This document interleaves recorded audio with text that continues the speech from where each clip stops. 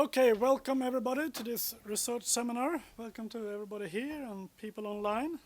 Today we have Bo Rothstein. He's going to talk about the social science dilemma. Is there a contradiction between democracy and quality of government? And Bo is also here as a visiting researcher, which I'm very happy for.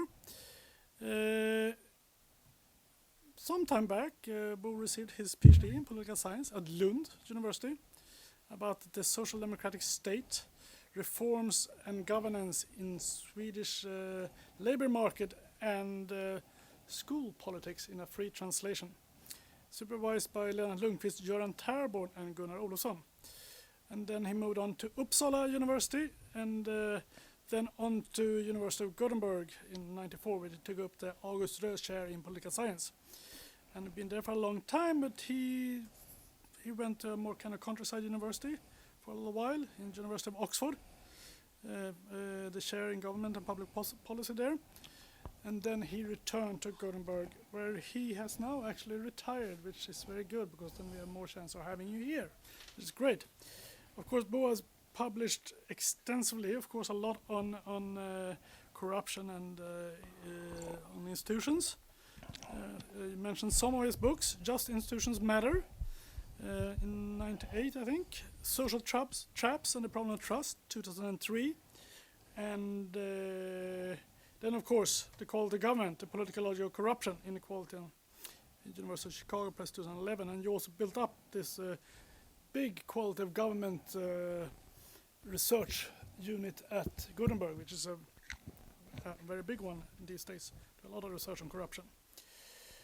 And the latest book actually connects to that. I think it's your latest book, but I might have missed one. Making Sense of Corruption, together with Aisha Varaish.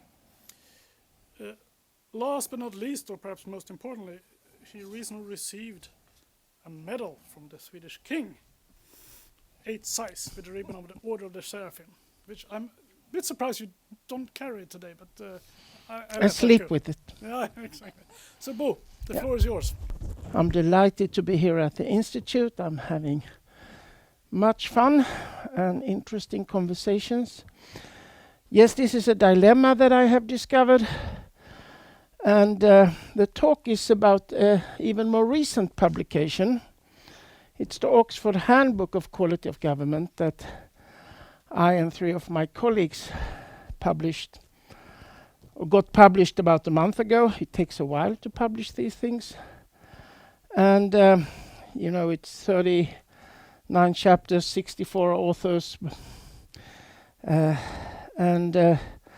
This is a dilemma that comes out of, you can say, this volume. I'm happy to send it around so you can have a look. So this starting point for this is a statement produced in 2007 by one of the most well-known researchers in democratic theory and promotion in the world. His name is Larry Diamond. He is at Stanford.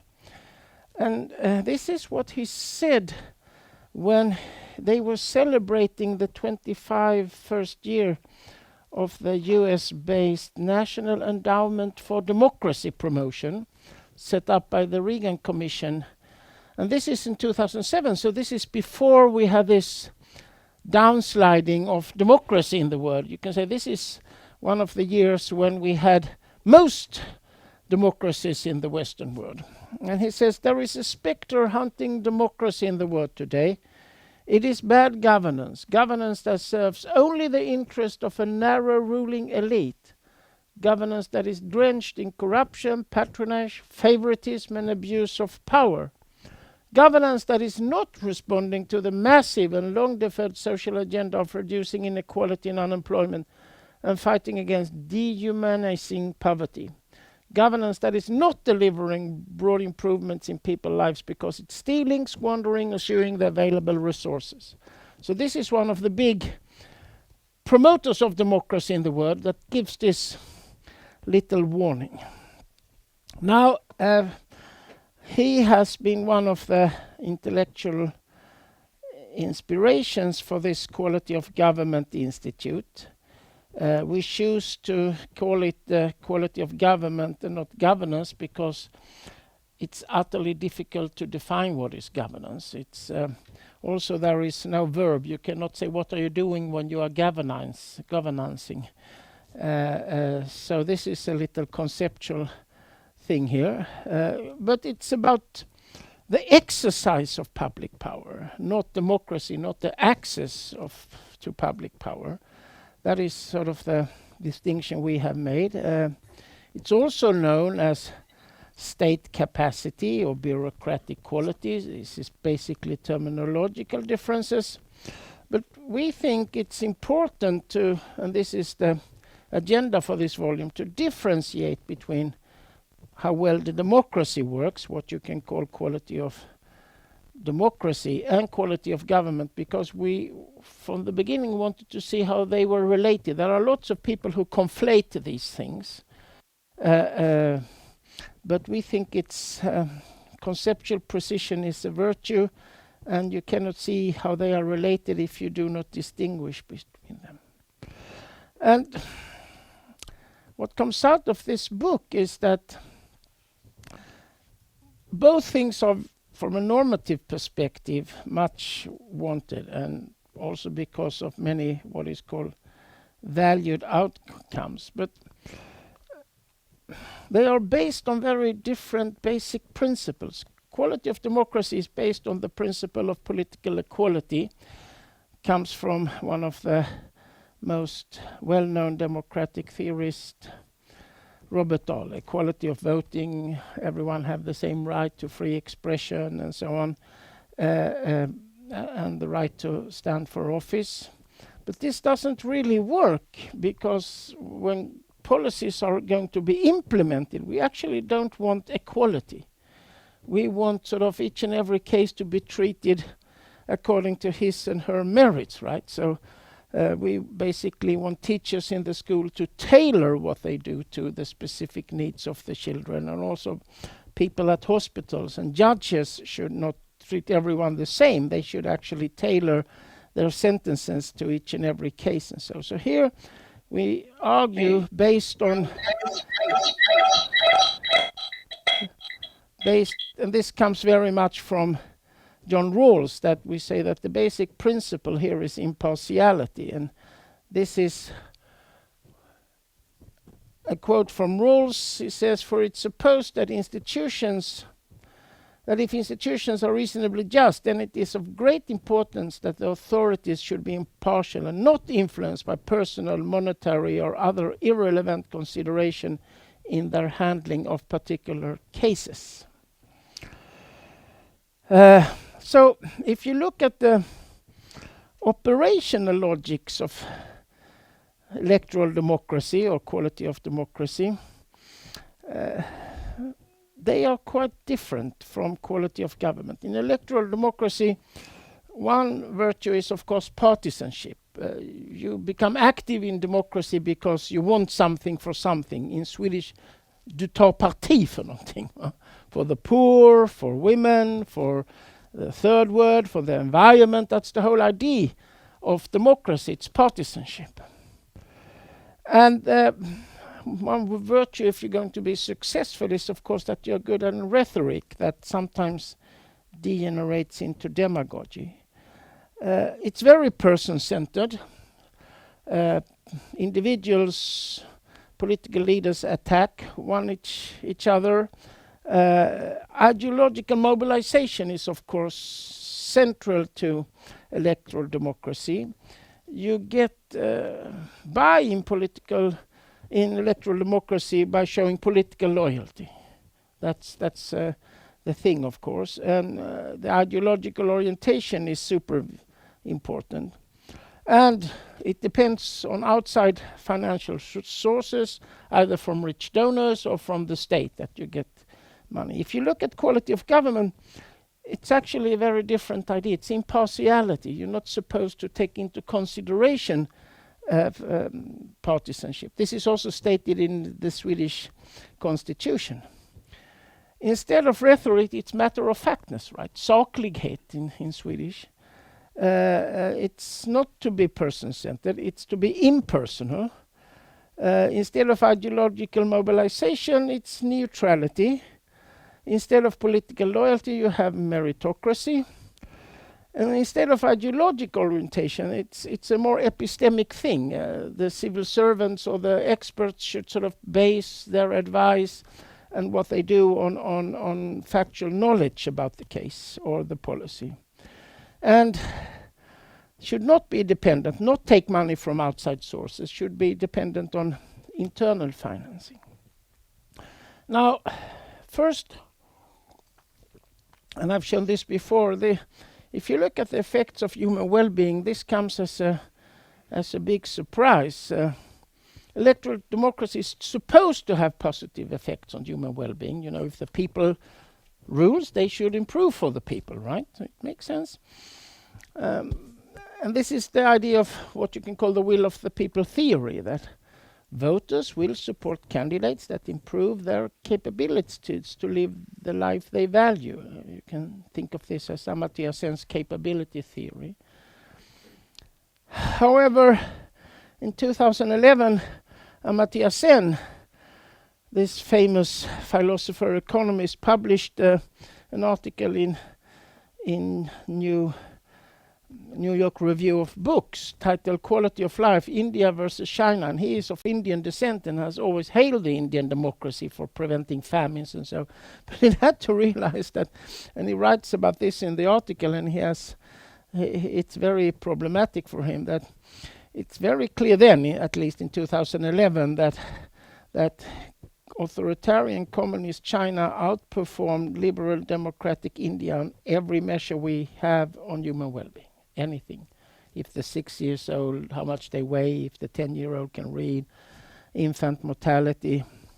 So let's take a look at some basic figures. This is an index of electoral democracy from the Vidam Institute, and here is the standard measures of the Human Development Index. And as you can see, it's not a very impressive correlation at all, right? 0.22, it's hardly anything. Oh, sorry.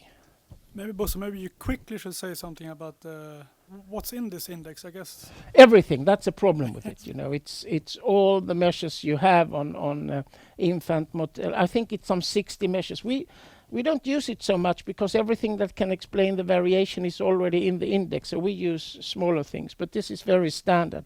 But if you change to control of corruption, you can see that the correlation more than doubles, right? This is life expectancy at birth. You can see it's not very impressive for the correlation with electoral democracy, but if you go to control of corruption, it more than doubles. This is good. Do you get richer living in a democracy? Not much, but this is quite impressive.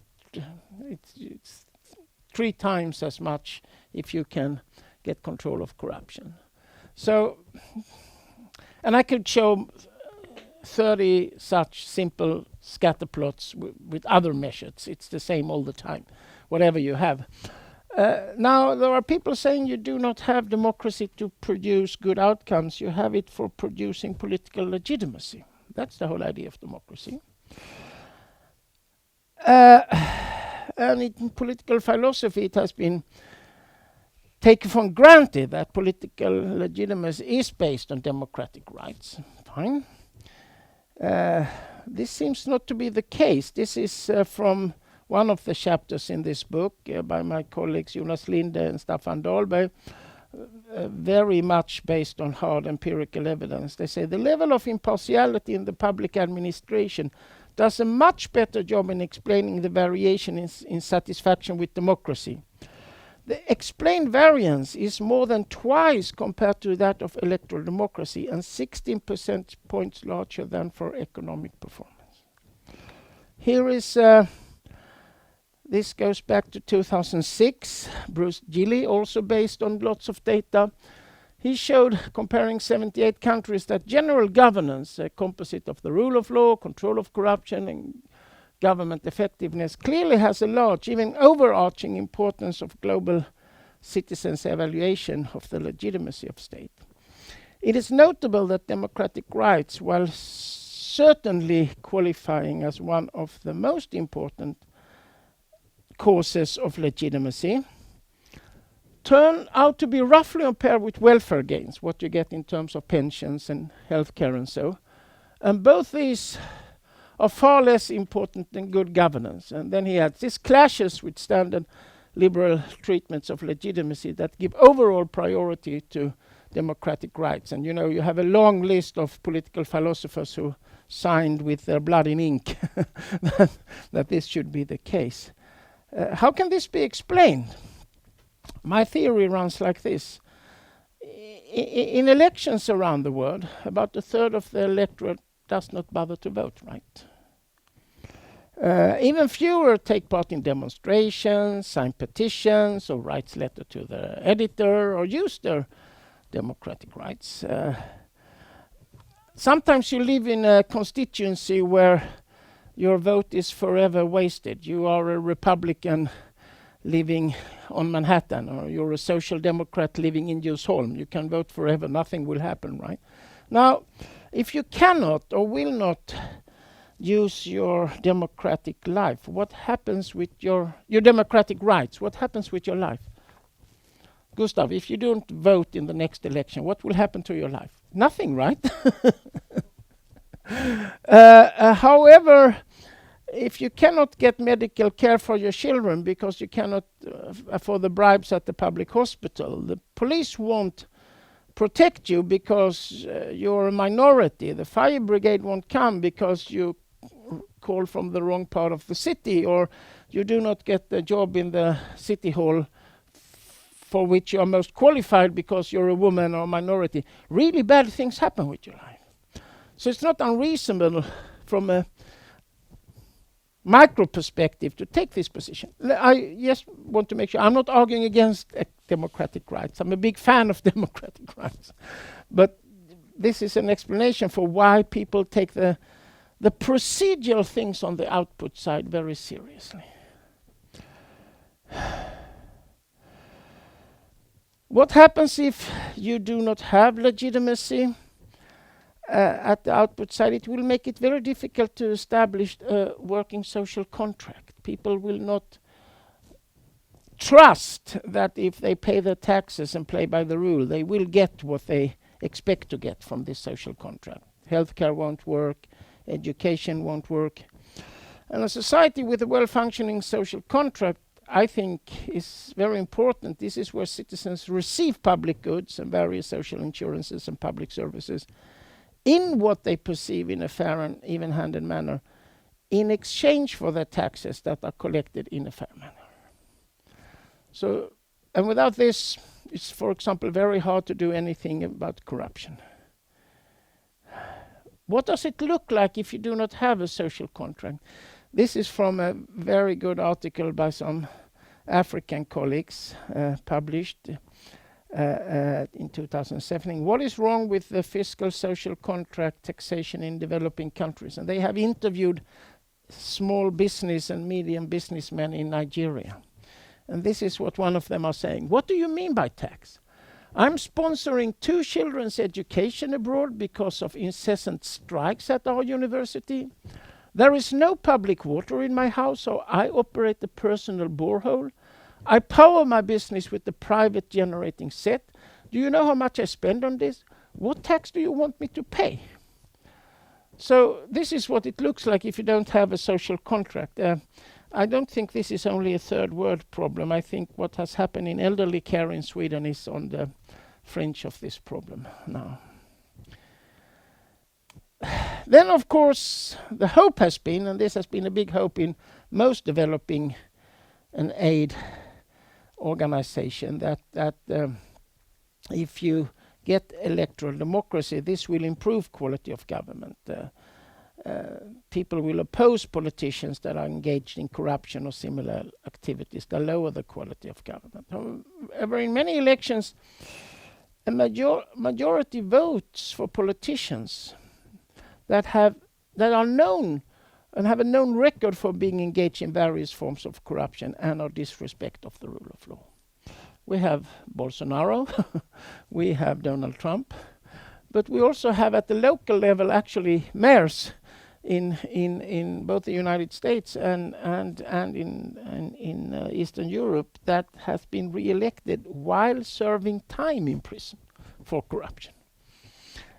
It's not always the case. People do vote for clean politicians if they perceive that there is a serious alternative, but in many countries they don't perceive that there is.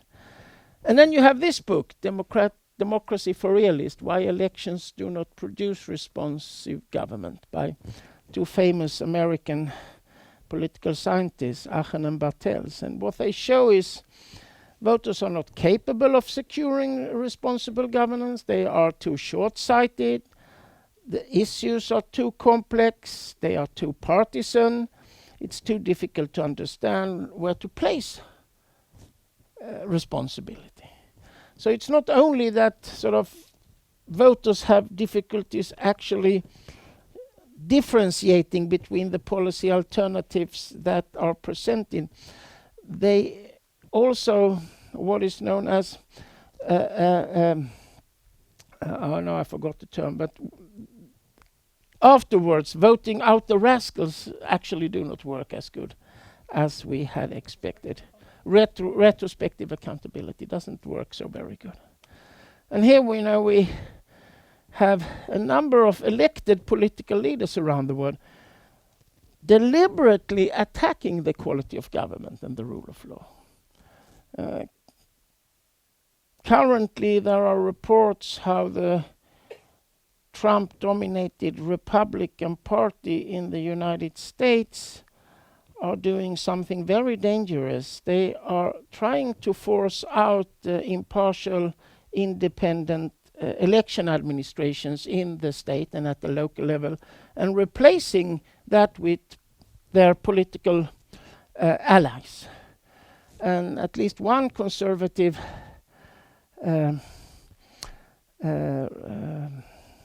author, writer, journalist, Robert Kagan, has warned that this may result in real political violence in the next elections if they succeed. So this is how it looks. If you want some simple data, you can see the curve is U-shaped. Here you have how good the electoral democracy is, and here you have control of corruption from two different sources. And then you can see there are quite a number of countries who have some control of corruption but are not democracies. And then you have about 10 countries that are democracies but where the control of corruption is very low. It looks like this. This is the low quality of government, good electoral democracy: Argentina, Brazil, Greece, Jamaica, Panama, Peru, Senegal, South Africa, Suriname, and Trinidad Tobago. They are under this threshold of 0.75 that the Vidam Institute have put forward. And they have an average under 5 mortality of 18 and an average GDP per capita of 8,000. Now, if you look at the other 9 countries, Qatar, Singapore, United Arab Emirates, Saudi Arabia, Oman, Malaysia, Jordan, Cuba, and Rwanda, they have a much lower under 5 mortality average and a much, much higher GDP per capita. So, this is just some simple data we have collected. It's very hard to get data about this, but this we have asked expert colleagues in other countries if there is a shift of government after an election, how many civil servants will have to leave their job. And the highest figure we found in Mexico, 70,000. It's actually the new leftist populist president. He wants to replace 140,000. So the very idea that you can be, say, head of a local post office or school principal without being on the right party side really doesn't exist. You have Brazil. These are very not perfect figures at all, but this is how it looks. The lowest figure we found is Denmark, 26. In Denmark, a minister brings in 1 press officer. And this is a little fun because there are 2 famous development economists have coined, together with Francis Fukuyama, has coined the word getting to Denmark. That is the ideal for developing countries. course. It would be nice to have them per capita. Yeah, you could have that. But it's really stunning. But these are hard to get figures, actually, I should say. Now, what is to be expected if electoral democracy is introduced in weak states? You will see political cronyism and patronage in appointment to the civil service. And this is very clear. A newly elected government in a weak state simply do not seem to be able to stand up to the demands from its followers to get jobs in the public sector. In South Africa, this was very clear when ANC took power, for example. There is both the temptation to use this power for helping your political friends, but there is also a strong demand. You will see, and we see this also in the European Union, of course, in Poland, for example, you will see infringements on the autonomy and impartiality of the judicial system and the public administration. You will see misuse of public funds for political or private gain, and you will see infringements on liberal and human rights that we now see in several formerly democratic countries. Sometimes this social strife will escalate to civil war. We have analyzed the outbreak of two civil wars, the war in former Yugoslavia and the civil war in Spain. And one thing we can point at is that, how should I say, people do not take to violence if their taxes goes up 3% or if unemployment insurance go down 5%. But if you risk losing your job, and if you risk losing protection of the rule of law, that is actually something that ignites civil war and strife. So this is dangerous. Are there any guarantees? No, of course. Neither electoral democracy nor quality of government as impartiality in the implementation process can serve as guarantees against bad outcomes. We know that democracies can do bad things, and theoretically also, of course, a highly skilled and impartial public administration could do both things. So this is in the logic of political arrangement that is based on procedures and not prescription of specific policies. But the latter is quite complicated because it's easier to find what Rawls says overlapping consensus about procedures than if you go for specific policies. John Rawls, he say that you have to think about probabilities. He says substantive and formal justice tend to go together, and therefore that at least grossly unjust institutions are never or at any rate impartial and consistently administrated. So it's a probability thing, it's not a guarantee. Now, what are the dilemmas? The first dilemma comes from what is in political science is known as the sequencing debate. And the sequencing debate is built on that in most well-established Western democracies, the rule of law, state capacity, quality of government clearly came before electoral democracy. And so the argument is that democracy first is not a good idea because this will probably lead to very targeted policies, clientelism, corruption, since the elected leaders, they lack state capacity to implement universal and broad-based reform. They simply do not have the instrument to do this. So how should we handle this? I think this is very problematic. You can say there is an argument to go for state capacity or quality government first, but actually I don't think this is, if you take a closer look at history, this is what it shows. And I base my argument very much on a Danish colleague, Jürgen Müller here. In most countries, quality of government and quality of democracy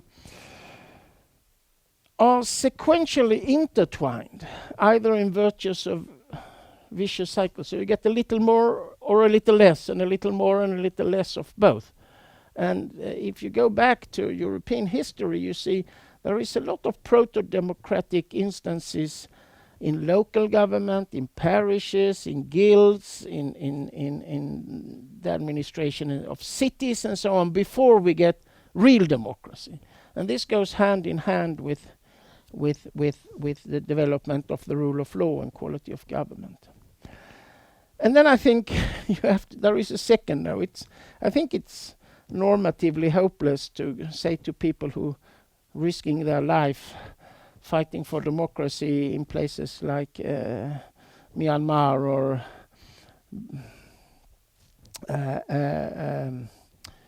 that was Vitryssland, what is it called now? Belarus and places like that. That no, you shouldn't fight for democracy. You should first build a strong state. That's an impossible argument. You cannot do that. So I think what I'm backing down to is that we should remind those who fight for democracy about the importance of quality of government and state capacity, but it's impossible to say to them, no, you shouldn't fight for democracy. You should first build the rule of law or quality of government. But then there is a second dilemma that I have discovered. I think this is an old argument from a famous political scientist, Aaron Wildavsky. If you do this type of research, what you're supposed to do is speaking truth to power. But I found that there are few of the many policy organizations that wants to listen to this. There are a lot of organizations, both nationally and internationally, that have on their agenda democracy promotion. 70% of the Swedish international aid budget goes to democracy promotion, and only a small fraction goes to increasing quality of government and the rule of law. I myself, together with a younger colleague, produced a report about this problem to the Swedish expert group for aid analysis, and when we presented it, the vice minister, then statssekreteraren, she was there, and she said, yeah, I think basically you are right. We have to think much more about quality of government and the rule of law and anti-corruption and so, but and maybe democracy is electoral democracy is a little overrated, but we cannot.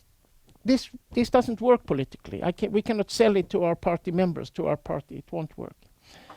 And there are, I think, also researchers that are caught in a kind of Stockholm syndrome here, that they get so intertwined with all these organizations, both internationally and nationally, that promote democracy, that this is a message that they don't want to hear and they don't want to sell.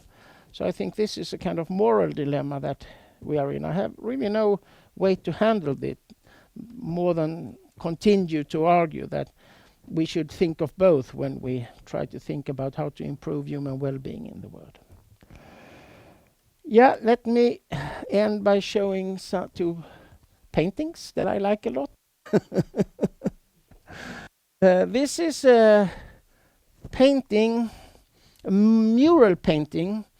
If you ever come to Washington and go to the Library of Congress, probably the biggest library in the world, and you go to the reading room, this is a painting you see on the wall. And as you can see here, it has corrupt legislation. And the painter this is painted by Adrian Weber in 1890s. And as you can see, in the middle is the law, the state, the parliament, a woman with not really properly dressed, right? She has a little too little clothes on. And you can see on her left is a rich man. He has lots of money here. His factories are running, and he's putting money in the scale to make it in his favor, and he's reading the law book here in order to twist the laws to his advantage. Here you have the poor girl. Her factories are idle. She has no shoes, and she has nothing to offer here. And you can see she gets a very stern look from this not too well-dressed lady. If you turn around 180 degrees in this room, there is another picture, a painting, and it's called Good Administration. And here you can see the state, well-dressed, very properly. The scale is even. The woman here who is paying her taxes do not seek any personal favors, right? She doesn't seek personal contact here. This man who is voting, this young man, he has books, he has studied, he takes this very seriously. So already in 1890s, this artist wanted to send this little warning to the Congress in the United States that there are two types of government here, corrupt legislation and good administration. Thank you.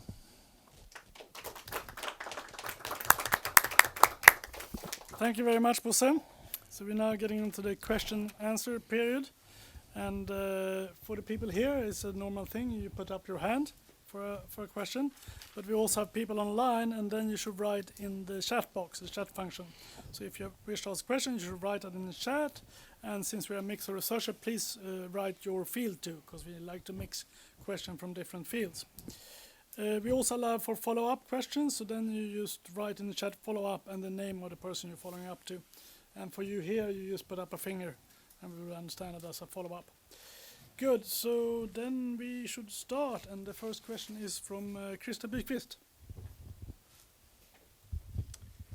Thank you so much. That was really good and clear. I guess my question, I'm not familiar with this debate, I should admit. But the only thing I know, though, is that democracy, especially democracy indices, are very contested and they differ radically. So I was just wondering, some of the results you mentioned in the correlation between democracy and health or human development or even also corruption and stuff, how robust is it? I mean, you get the same result if you change it to a different index of democracy? There are for sure measurement problems here. However, there is one chapter in this book about this problem, and written by my colleague Nicolas Charon. And the findings are that these measures of quality of government, corruption, the rule of law, government effectiveness, they correlate on a 0.8 level, so they correlate quite well. They are far from perfect, but there are now 8-9 different measures, and it's very rarely that you see that individual countries are placed very differently in the indexes.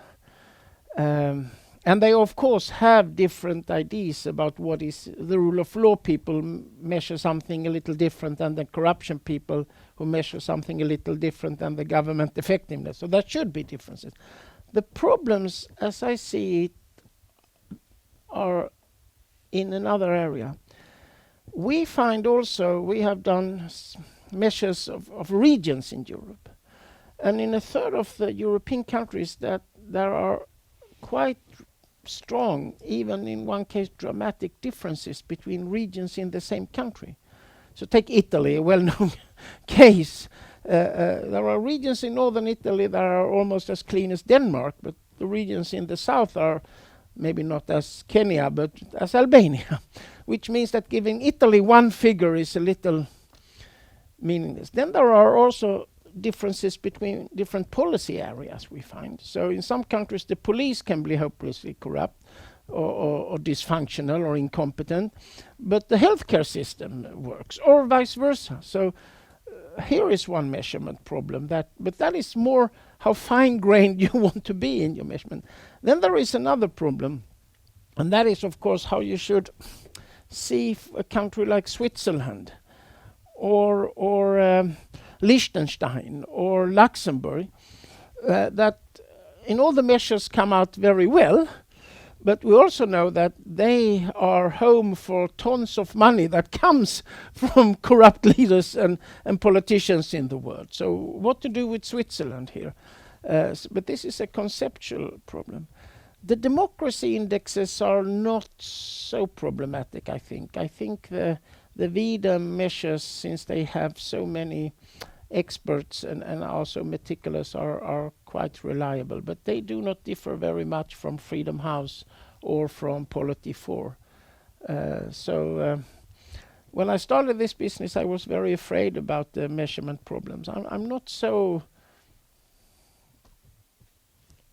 scared for them anymore, because they correlate quite much on and they correlate systematically also, as expected, with the measures of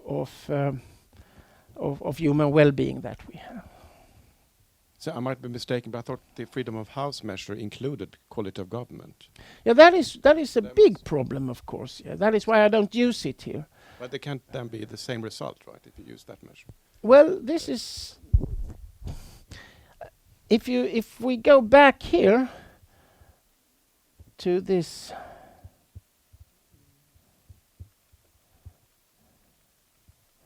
Here. If you take away those 10 countries, and if you take away the 10 countries there, it is a pretty good correlation, right? So in most countries, these things go together, also over time. But then there are about 20 of these, 160 countries, there are 20 countries who are real outliers. And they are, of course, interesting, because here you can see if you have the one but not the other, what do you get? But if you take away, I mean, some of these are utterly rich oil countries. You have Singapore, which is a very special country here. And then you have some problematic democracies like South Africa and Jamaica and Brazil and so. But if you take away them, you get a pretty okay correlation. The problem with when they include the rule of law, for example, in the measures, is that you have famous economists like Acemoglu and Robinson who go out and say democracy causes growth. Well, if you look closely in their statistics in the footnotes, it's actually not so much electoral democracy, it's the rule of law that does most of the heavy. And this is a criticism that we have, that they conflate this. But rule of law and quality of government is, operationally and normatively a different thing from electoral democracy. And there is a conflict, because we see now how many democratically elected leaders that are attacking the rule of law and are attacking the quality of government. So there is a conflict, and we should recognize this conflict. Yeah. Let me follow up on that question, because this is a rather interesting topic. And this will be a two-part question. I guess you can make a distinction between the input side of democracy and the output side. What democracy deliver and how well you can, so say, get your voice heard. So voting rights, freedom of expression, etc. Now, when I think about electoral democracy and you want to contrast that to corruption, I would assume that you look at indexes that are focused on the input side on democracy. Because as soon as you touched upon that, of course, it's conceptually possible to say that, and here comes the second part, that actually the degree of democracy goes down if it goes down on the output side. Take an extreme thought example. You have this parliament that decide on we should do policy A, but policy A never happens because of corruption. So then, so say the will have not gone through. So I guess what you're showing here is that if you only look at mostly look at the input side, then there will be a much better correlation to look at the degree of corruption. But in principle, you could say that, well, corruption is a threat. It diminishes democracy because it means it gets worse on the output side. The output side, I think, should be disaggregated in two dimensions. One is what is known as outcomes, or what you get in terms of pensions or healthcare and so. And the other is the procedures. If your rights are respected, if you can use the courts for your case, for example. Is it if corruption would diminish democracy, then we would hope that voters would vote against corrupt politicians. Not so much as we had hoped. Of course you can say if you have a very corrupt society, we shouldn't call it a democracy. But take Jamaica, take Brazil, take Argentina. The parties work, the elections work. There is not much vote fraud and so on. So it's very difficult to say that the electoral democracy doesn't work there. The problem is that the voters usually do not have a clean alternative to vote for. In countries, my colleague Andreas Borgenholm and others have shown, when, for example, in Eastern Germany, parties that mobilize on clean government, they stand a quite good chance in winning a lot of votes if they are credible. Of course, I don't dispute any of the data, so to say. Yeah. But would you say that the most of these correlations is, or the contrast between democracy and controlled corruption is when you focus on electoral democracy, that's the input side, so to say. Yes, I mean, you can stretch democracy that it should include also all the good things.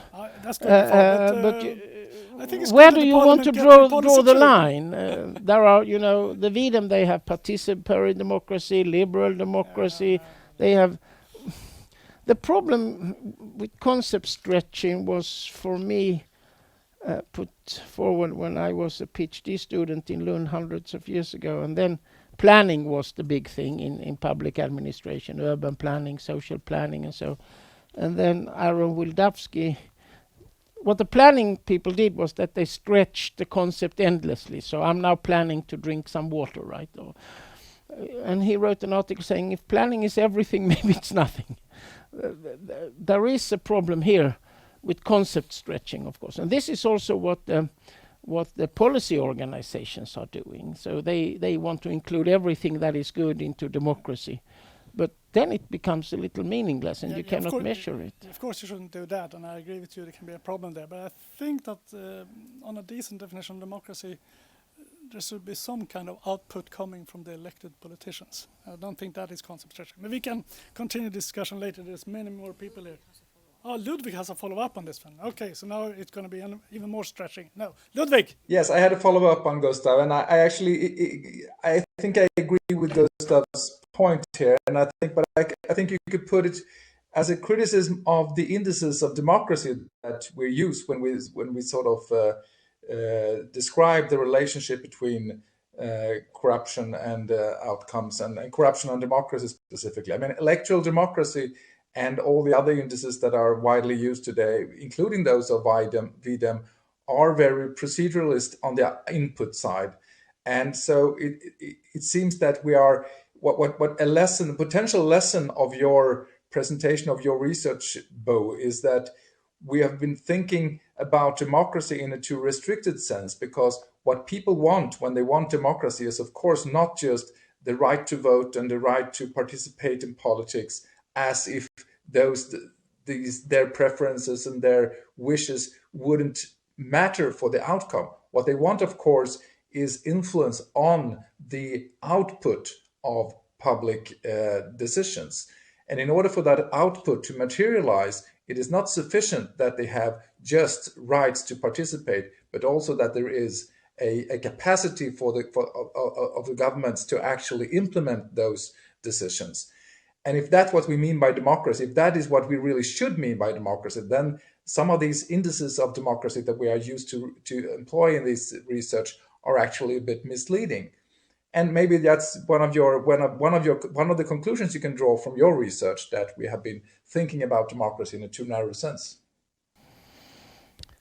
Well, I wish that the voters were of the type you described, but when I read Aachen and Bartels and other studies of voting behavior, there is not much that supports it, unfortunately.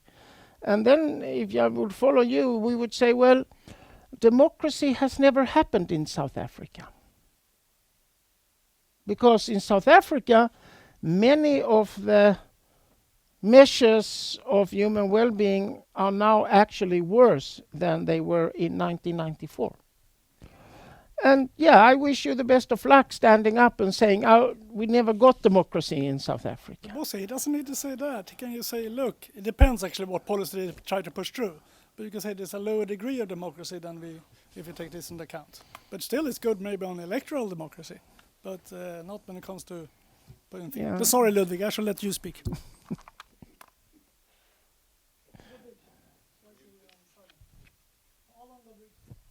Hold on, Ludwig, somebody has censored you. Okay. Now, I mean, just to add one minor thing more. I mean, I think you also refer to political philosophers, what they say about democracy in your talk. And I mean, I don't think any political philosopher would agree that what democracy is satisfied by the conditions of electoral democracy as measured by empirical political scientists. I mean, the normative ideal of democracy is, of course, much more demanding than any political system that we find in the world today, and that is regularly considered as a sort of electoral democracy or something. So I think there actually is something to be said for the fact that these empirical indices that are used are sort of trying to sort of dress up something that nobody would really consider to be a perfect democracy in a real sense. I mean, I wouldn't push that too far though, but I mean, there is a distance between these measures of electoral democracy and what we really should call a sort of normatively justified kind of political system according to the democratic ideal. I wouldn't mind seeing such a measure. I wish you the best of luck constructing it, but I wouldn't mind seeing it. Of course, you are right that if you take political equality seriously, every known democracy is light years away from realizing that we all should have equal influence over politics. In that I agree with you, but I'm a more mundane person than you. If you have those, how should I say, quite unrealistic ideas of what we should mean by democracy, then I think it will basically never happen. But the problem is, I think, a very simple one. Namely that voters are... The electoral machine is not a safe cure against bad government. That is basically also what Larry Diamond said. It's not a safe cure. And that means that has some policy implications, of course, that maybe it would be a better idea to strengthen the quality, the competence, the meritocracy of the public administration than giving tons of money, for example, to civil society organizations who I think in many cases are very unreliable when it comes to promoting what both you and I think is real democracy. And so it has some policy implications here, what we actually should do when we try to do international aid or promote well-being in the world. Definitely, there I think we agree, and Ludwig is going to start constructing this index later on today, so that's very good. I might help you. We have another follow-up on this actually, so Patrick.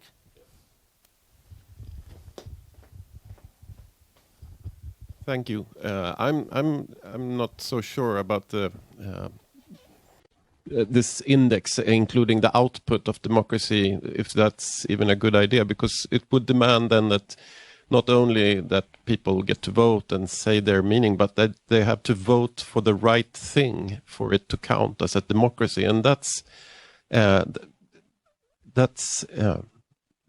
putting too much demand on the.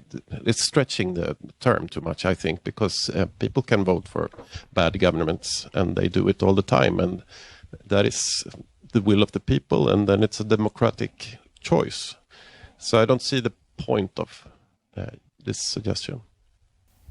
But that's not a question to me. I was just going to say that. I think it was. I don't know whether we can handle that later, maybe. But I think the basic idea is that there's nothing in this idea that you can vote for a government that, according to some measure, have bad policies. The question is if policies are, if they are done or not. So the idea is like in the same sense that we have a monarchy in Sweden, but it's really what we could call a functional republic because the king doesn't have any power. And he gives medals. Yeah, sorry about that. That's a very important part. The same thing. Trump is good governance then because he delivers on exactly what he tells you. No, we haven't said anything about good governance. We said about democracy. But anyway, okay, that discussion will go on. But we should let in other people here. Göran. Hello, Bo. Hello, Jan. That was a great talk. And I had a question about the U-shaped relationship. I don't know if you could maybe put it up on screen between control of corruption and electoral democracy. So what you said now in the discussion was that you said that maybe you should remove some data points here and then it wouldn't be U-shaped anymore. So my question is simply, my first thought during your talk was, I assume that all political leaders need to convince at least some people to support them. That was true for ISIS even. So this relationship on the face of it is kind of weird, right? So why would these countries with lower electoral democracy have better control of corruption? That would seem to assume that they wouldn't be sensitive to tribal politics or clientelism and stuff.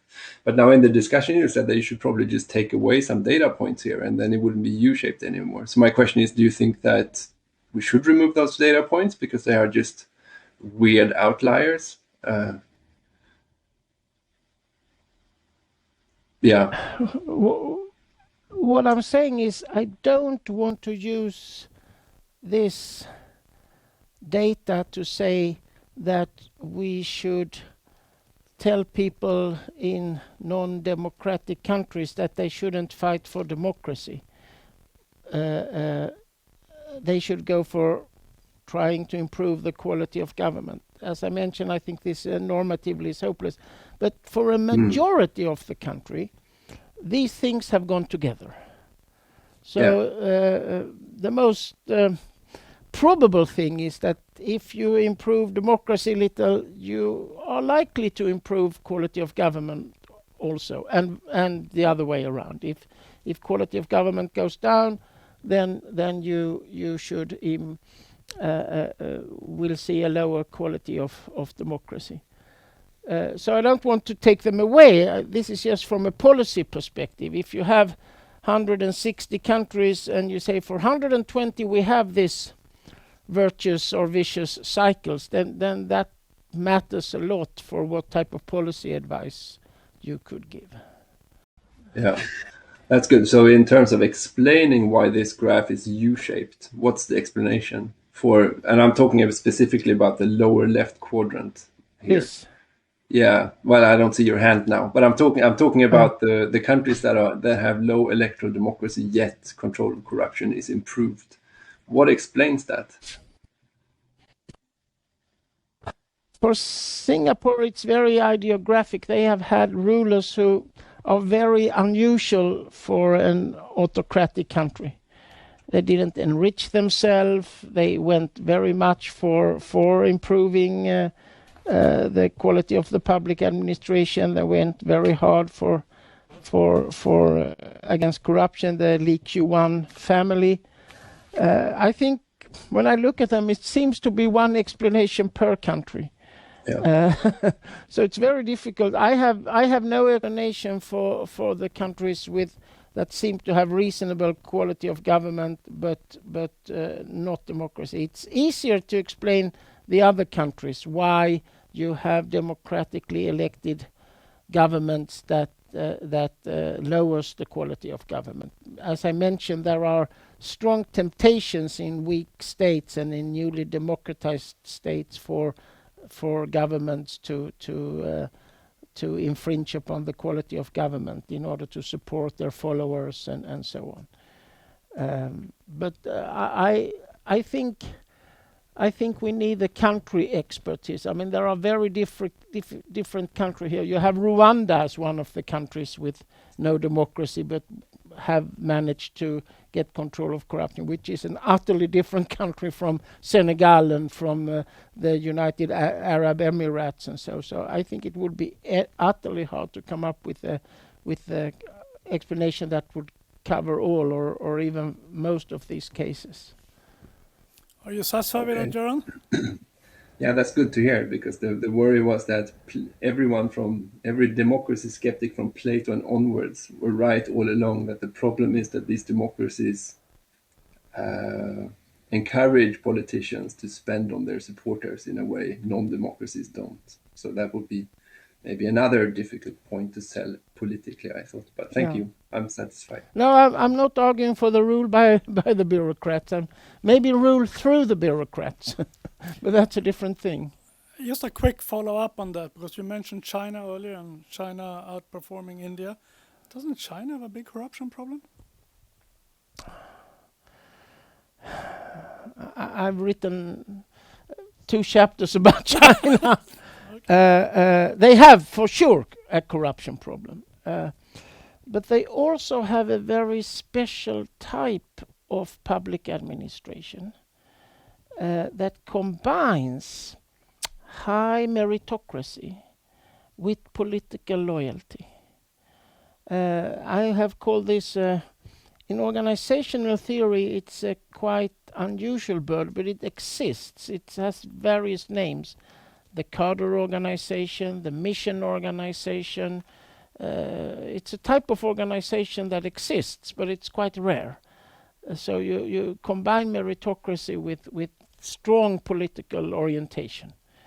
So it's not a type of, Nigerian or Kenyan or Brazilian corruption. It's quite different. Bit of an outlier then. Yeah, it is. It is for sure an outlier. Okay, so then we have next question, and that is Abhishek. Thank you, Bo. My question was on on a theme which you briefly touched upon, was well-being. And I was thinking, because I'm not a political science student, I come from cognitive science. So I was thinking, when it comes to electoral democracy, and especially those liberal democracies, and then you also talk about quality of government. The problem in the well-being case is this, that there is something called subjective well-being for a society, right? And there can be different parameters, as you suggested. But then there is something called individual well-being, where a lot of spiritual processes comes into the picture for a number of people. I mean, whether they are voting for right or voting for left and all. My question is that when you say electoral democracy and especially quality of government, then how these liberal democracies incorporate these measures of whether it's spirituality or, in a larger sense, the philosophy aspect of religion, because that do help people in their well-beings, and it's all over the world. I mean, so my question is on that, if you can throw some light on that. And even Aristotle has also said about it, though he was not confirming us to that who should vote, where he has some option that who should vote, but on the scale of happiness, the happiness which is intrinsic, and then there's a happiness which is from outside world. Yeah, thank you.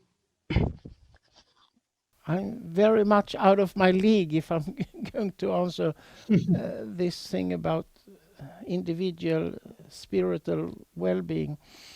What we do have, and we have a chapter in this book, is about these standard measures of happiness or well-being, and how it correlates to quality of government.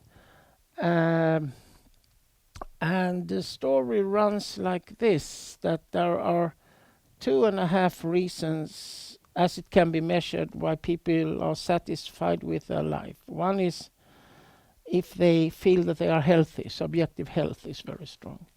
The other one is if they are rich. But money only helps until, I say to my student, the level we had when I was a teenager.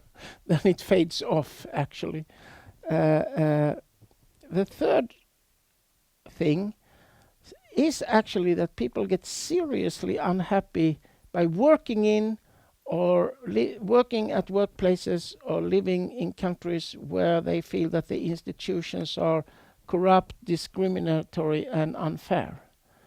And the social psychologist explains this, that if you have this perception of the institutions that are governing you, you feel that you are a person where the cards are stacked against you. Whatever you do, you will lose, because the institutions are systematically unfair against people like you.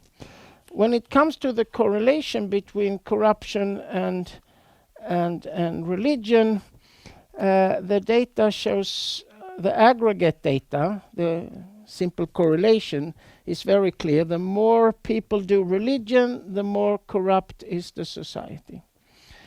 And now this is of course only a correlation, but if you look at the experimental work, it shows, this is mostly from the United States, that when you do experiments with students, religious students cheat and lie more than non-religious students.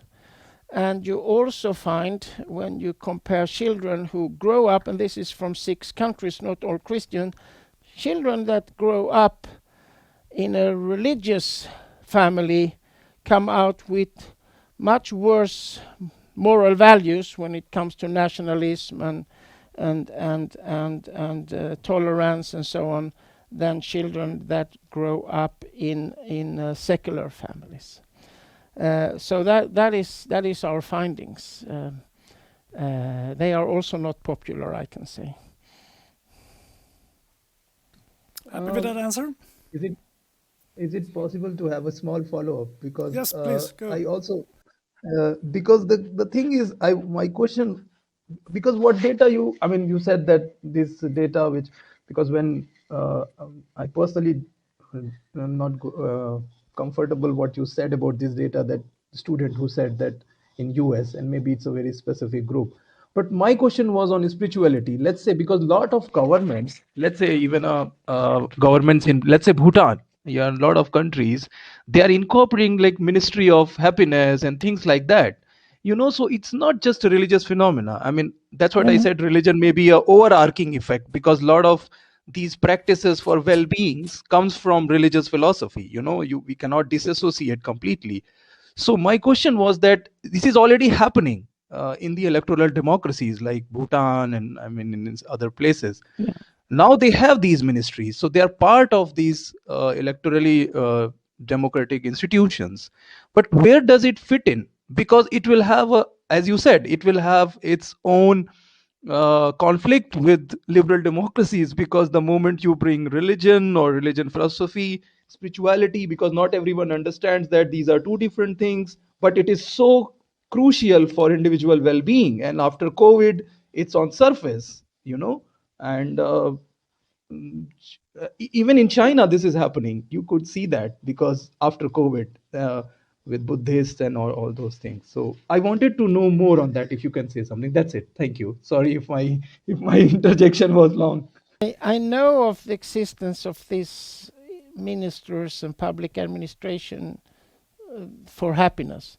I know of them, but I don't actually know what they do, so I cannot say so much about it. My guess is that spiritual well-being is a kind of willing that cannot be willed, in the sense that if your government really tries to enforce it, it is less likely to happen. But that is my guess. It's like falling in sleep or falling in love. If you really try, or tonight we should have a really funny night, that's a guarantee that it will be boring. So there are many things, this is an expression from Junil Elster, there are many things that are willing that cannot be willed. If you try to go directly to this problem, it will backfire. If you really try and decide, tonight I'm going to get to sleep early, you will be awake all night. At least will I. Very good. Okay, Joseph. Yeah, thank you so much. I have many questions, but I will only take one. And this has already been partly asked by Göran before, and you gave a very small answer in the end, but I would like you to say a bit more about it. So the relation to technocracy of your findings.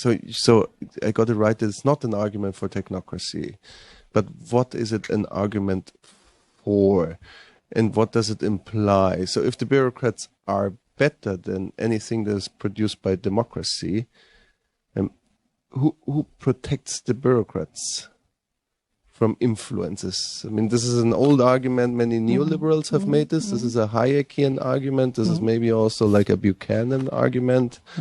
And their argument is, as yours, you need the meritocratic, independent from partisan influences and organized interests, these bureaucrats that are these impartial rulers. Yeah, but what makes sure that they stay impartial, and why should they?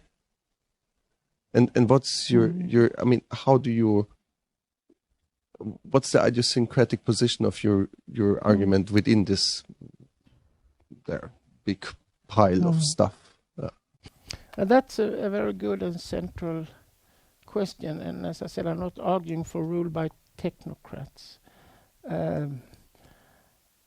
And of course, that is of course the central question: who should guard the guardians in a Plato republic?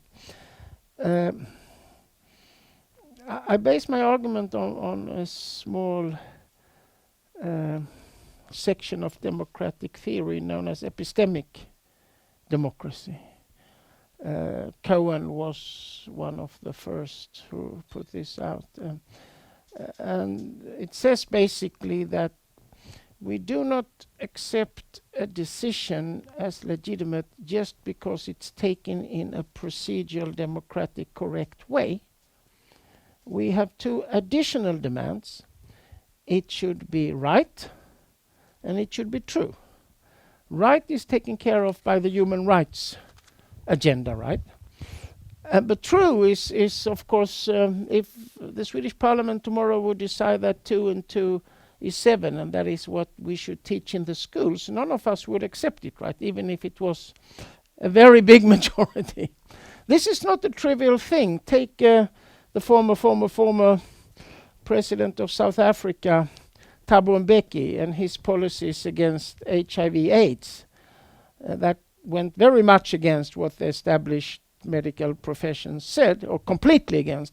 That seems to have costed some 380,000 South Africans a premature death right now. Mbeki was perfectly in his democratic rights to try to enforce his very strange policy. So this is the first argument, that we have more demands than that the decisions are taken in a democratic way. Now, where should this come from?